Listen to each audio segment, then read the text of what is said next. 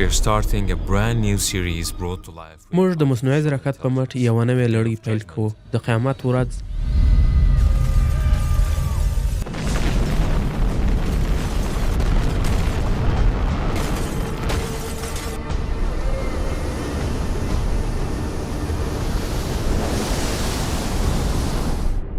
Life in the د قبر ژوند.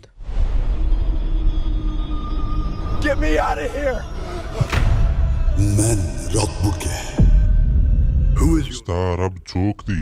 ما له دې ځایه وباسئ. end د نړۍ پای، د حساب ورځ، جنت او دوزخ. and hell. موږ به قدم په قدم له مرګه وروسته ژوند داسې څېړو لکه موږ چې همدا اوس په هغه شېبو کې یو. له مرګ څخه وروسته څو شېبې مخکې به څه کېږي؟ موږ به په قبر کې له څه شي سره مخ کېږو؟ د قیامت په ورځ به څه وسي؟ او یا کله چې موږ بیا ځل راژوندي سو او د محشر په ورځ سره راټول سو، د انسانانو لپاره په جنت او دوزخ کې څه شي انتظار کوي؟ د ابدي ژوند په اړه ستاسو د ټولو پوښتنو ځوابونه په همدې لړۍ کې دي. نو که اماده یاست نو شروع به یې کړو.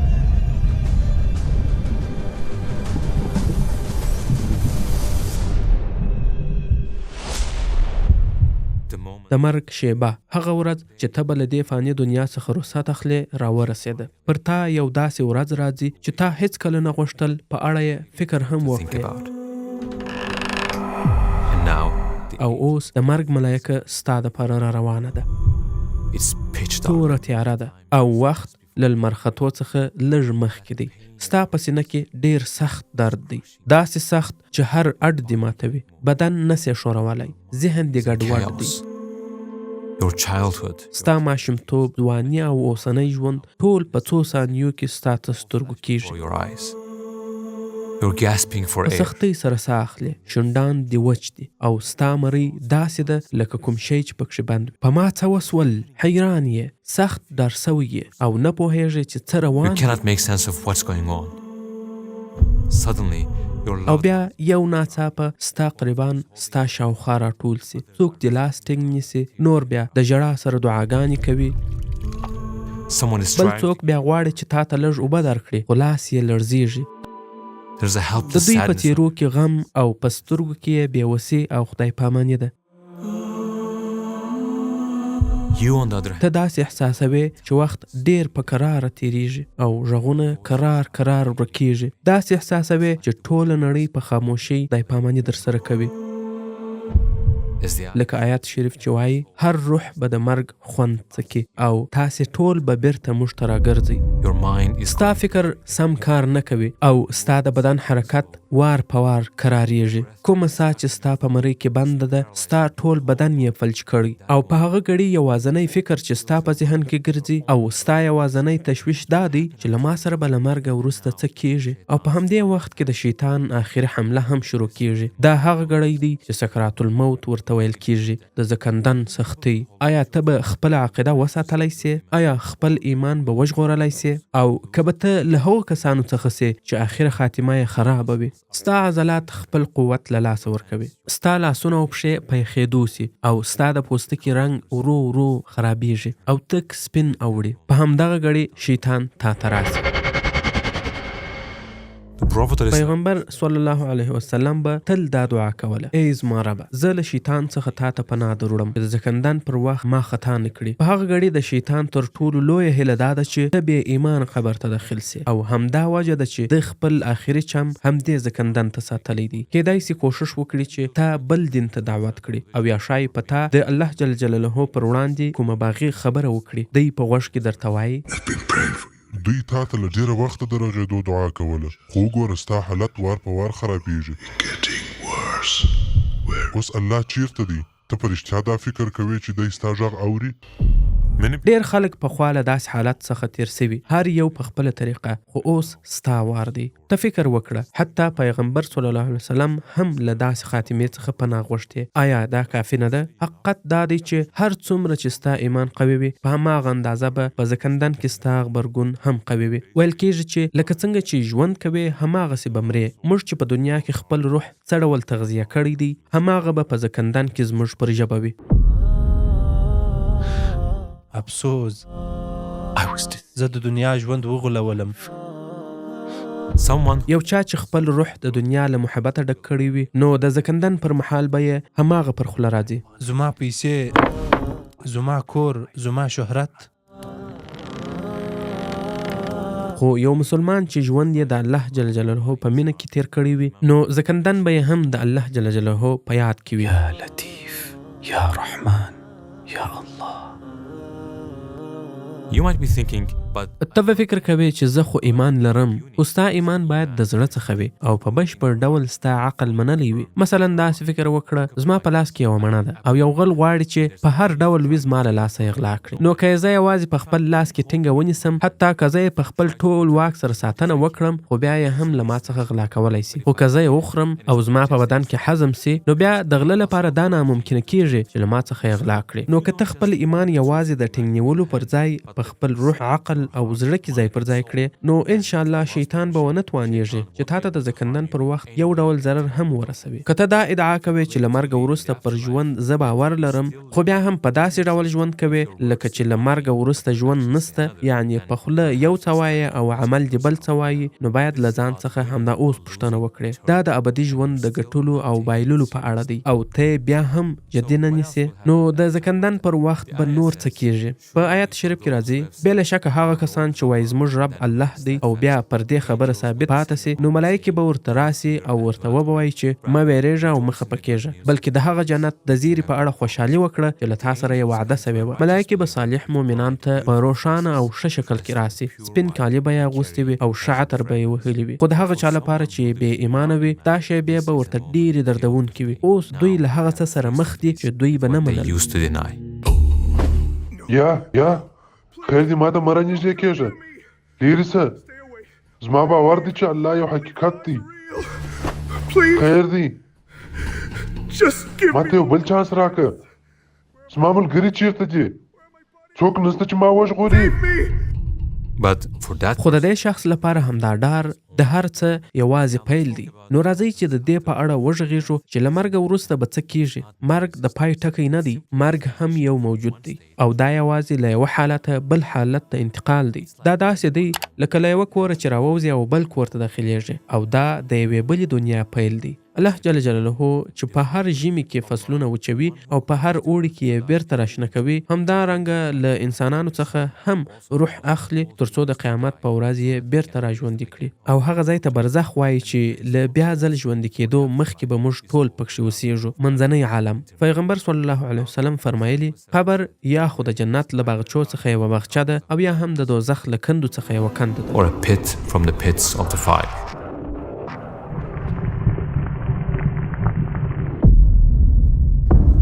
Yes, هو ته اوس مړ سوی یې، ستا بې ساه بدن غسل خانې ته یوړل the شو، ghusl room. It's lying. پر یخه تخته پروت دی او پریولو ته انتظار دی. Your shroud ستا کفن، تابوت او هر څه تیار دي. outside د the door. دروازې د باندې ستا کورنۍ درته انتظار ده.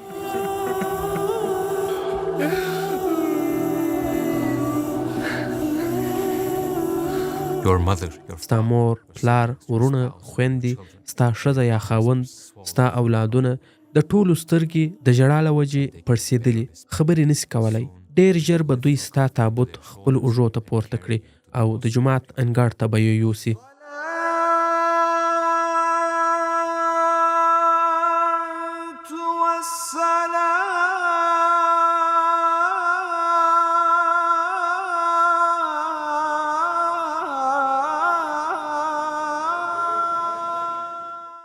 په ډیره خواشینۍ سره دا اعلان کوو چې زموږ ګاونډی احمد میتیات په حق ورسېدی او د ده جنازه به نن د ماپښین له لمانځه څخه وروسته په جومات کې ادا کیږي. دا خبر دې د ده ټولو خپلوانو، دوستانو او ګاونډیانو ته ورسیږي. الله دې وبخښي. May Allah have mercy on him. the call to the funeral. د جنازې اعلان چې تا ټول عمر د نورو دپاره اورېدلی و، اوس ستا لپاره ویل کیږي. هغه خلک چې د جنازې دا خبر یې اورېدلی حیران دي چې دی په رښتیا مړ دی. د یو څو شیبو لپاره خاموش پاتې سي او بیا خپل عادي ژوند ته ادامه ورکړي. خلک ستا د جنازې لپاره سره راټول سول.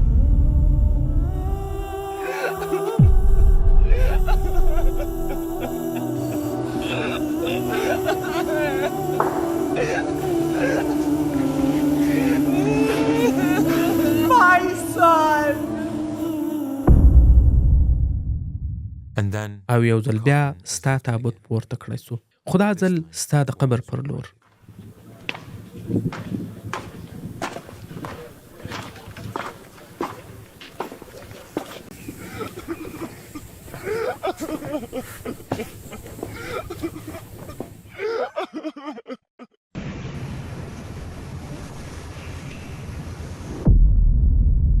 It has already been done. قبر لا له وړاندې کیندل سوی، همدا ستا نوی کور دی او ستا لپاره انتظار باسي.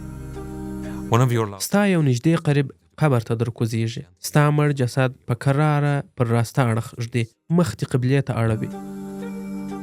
then he comes out of it بیا دې پر ډورۍ تختې یا خښتې درږدي، over your grave and with his بیا په خپلو لاسونو پر تا خاورې در اړوي. onto you. The هر soul روح دا ټول حالات او هر څه په خپله ویني. sees everything. It watches as دی ویني چې بدن پرې وړل کیږي، د جنازې لمونځ پر ادا کیږي او بیا د ډورۍ پر لور وړل کیږي.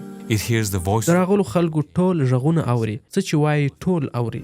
and as the people کله begin چې خلک د هدیرې څخه ځي نو روح د قدمونو غږ هم اوري. footsteps.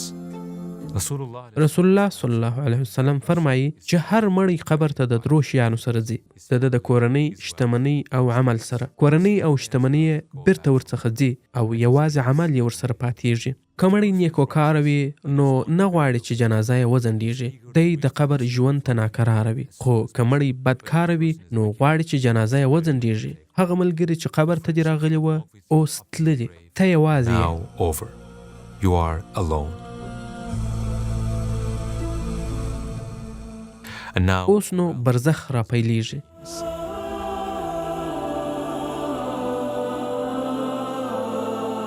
the realm of barzakh is دا د دې دنیا او آخرت ترمنځ یوه بله نړۍ ده چې د مرګ سره پیلیږي او د آخرت سره پای ته رسیږي. دا لکه تر ژوند وروسته یو تمځای داسې دی. whether a person یو drowns څوک که په اوبو کې غرق کېږي او ورکېږي، که سوځل کېږي او ایرې یې پاشل کېږي، بیا یې هم روح څه ډول چې و همغه ډول سالم پاتې کېږي. د الله جل جلاله د علم څخه څه شی پټ نه پاتې کېږي. د هر چا سره به د خپل عمل مطابق چلند کېږي. دا مرحله په ډېر ښه ډول د نبی کریم صلی الله علیه وسلم په یو حدیث شریف کې تشریح سوې ده. کله چې یو مؤمن د دې دنیا څخه بلې دنیا ته ځي نو د لمر په څیر ښایسته مخې ملایکې به د جنت څخه ورته راسي. جنتي کفن او عطر به ورسره وي. د ده څخه به دومره لرې کښېني څومره چې سترګې لید کولی سي. بیا به د مرګ ملایکې راسي، د ده سر ته به کښېني او وبه وایي ای نیکبخته روحه، د الله مغفرت او رحمت ته راووځه. نو روح به په ډېرې اسانۍ سره راووځي او دی به یې ورسره واخلي.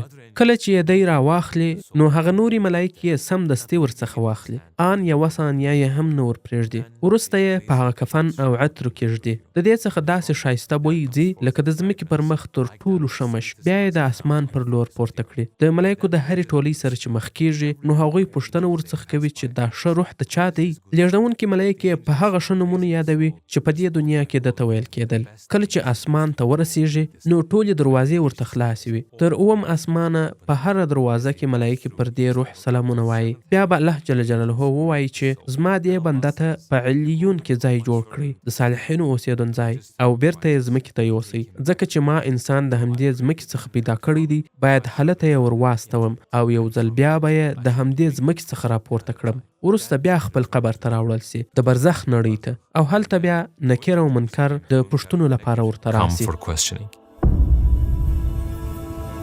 من ربك ستا رب څوک دی؟ زما رب هغه الله دی چې ما یې په ژوند کې عبادت کوي. What is your ستا دین څه دی؟ My religion. زما دین اسلام دی. هغه څوک چې تاسو ته درلېږل سوی و هغه څوک و؟ He is the messenger. هغه د الله رسول دی، محمد صلی الله علیه وسلم. This is how it په همدې ډول به یو رښتینی مؤمن دې سوالونو ته په سم او صحیح ډول جوابونه ووایي. ټول هغه لمنځونه او ښه کارونه چې ده په دنیا کې کړي وه هغه دلته په قبر کې ورسره یو ځای سي.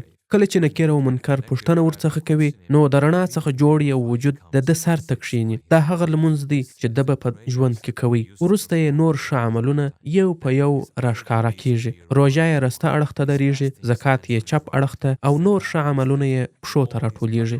هر یو په خپل ځای کې د ده د ساتنې لپاره درېږي. د ده هډونه د قبر په مټ د ماتېدو څخه ساتي، د هر ډول خوږ او غم څخه یې ساتي. تر پوښتنو وروسته چې مؤمن سم ځوابونه ورکړي نو د جنت یوه دروازه ورته راخلاصیږي. بیا الله امر وکړي چې د قبر دی دومره پراخ سي څومره چې د سترګې دید کولی سي، او د جنت د بسترونو څخه دی یو بستر هم ورته تیار کړل سي. بیا د قبر په اړخ کې د جنت یو کړکۍ ورته راخلاصه سي او دته د جنت نندارې وړاندې کیږي، د ټولو مؤمنانو د ابدي کور. د زړه ته آرام راسي او دی د آخرت تر ورځې د جنت ننداره کوي. بل خواته یو دردناک حالت د هغه چا انتظار کوي چې بې ایمانه او بدبخته مړه سوی وي او د چا ژوند چې د ګناهونو څخه ډک تیر سوی وي. ما له دې ځایه وباسئ. من ربك؟ ستا رب څوک دی؟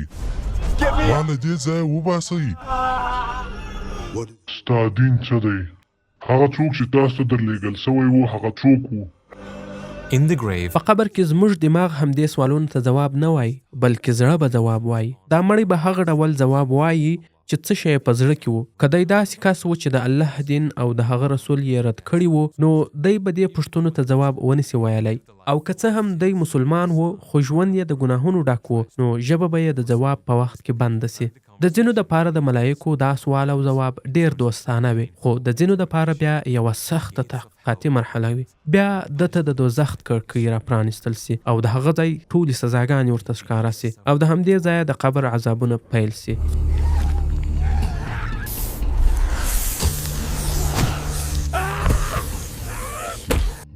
سوځونکې ګرمي او د دوزخ بدبوی تر ده پورې را رسیږي. قبر یې پر تنګ سي او دی سره وځځېري. وروسته په خیرنو جامو کې یو بدرنګه تورمخې کس د دې بدکاره روح پر وړاندې را څرګند سي او ووایي This چې is the day you were دا هغه ورځ ده چې ستا سره یې وعده سوې وه. soul asks دا him, روح به په ډېره ویره وپوښتي چې ته څوک I یې؟ am your evil. زه ستا بد عمل یم، هغه سود چې تا خوړی، هغه غیبت چې تا کوي، هغه حرام چې تا ورته کتل.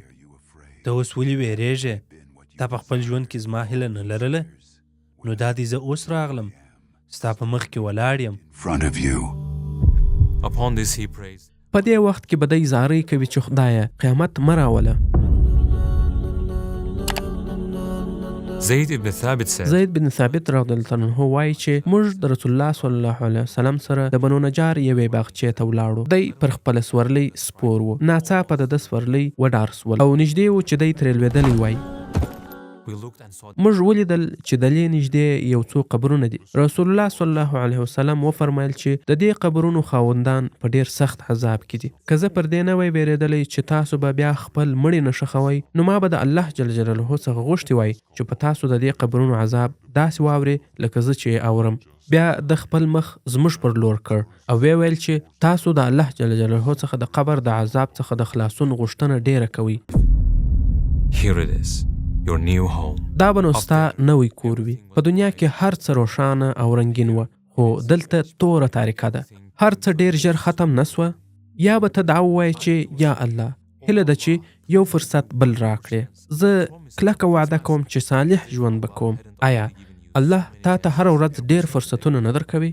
یا به ته دا ووایې چې یا الله ټوله ستاینه او صفت تا لره دي، ځکه تا په دنیا کې داسې ژوند ونه کړ چې تا ته په آخرت کې مشکل جوړ کړي. تا د حرامو څخه ځان ساتي او خپل فرایض او مسؤلیتونه دي په ښه ډول ترسره کول. ستا د دې امتحاني دنیا ژوند پای ته رسېدلی او اوس ته د خپل اجر او بدل د ترلاسه کولو په حالت کې او دا قبر ستا لومړی منزل دی. که دا انځوریزه در تا پورې در رسېدلی وي، نو دا یو تصادف نه دی. الله تر تا پورې در ورسول او تا ته یې دا توان درکړ چې تر پایه یې وګورې. پوهېږې ولې؟ ځکه دی غواړي چې ته په خپل ژوند کې بدلون راولې. نو آیا ته به د ده لپاره هیڅ ونه کړې؟ اوس ستا په ژوند کې د یو فیصلې وخت دی. که لمونځ در څخه قضا کېږي، نو پرېکړه وکړه چې بیا به نه کېږي. اوس ستا ټلیفون هم پر تا د لمانځه غږ کولی سي، خو که ته وغواړې. که غواړې چې ایمان دې قوي کړې او اسلامي پوهه دې ډېره کړې، نو موږ ستاسو لپاره په دې چینل کې خورا ډېرې انځوریزې جوړې کړي دي. تاسو کولی سئ چې په ښه ترتیب سره یې You وګورئ. can learn quickly, easily, and for free. So, what happens now? نو اوس په خبر کې څه پیښیږي؟ تر یو اوږد انتظار وروسته به تا داسې یو اواز ولړزوي چې تا به تر اوسه نه وي اورېدلی. دا به په نړۍ کې تر ټولو ویجاړونکی او د یو غمیزې اواز وي، ځکه هغه قیامت چې هر روح یې په اړه اندېښمن و بالاخره راورسېدی. د دې نړۍ پای.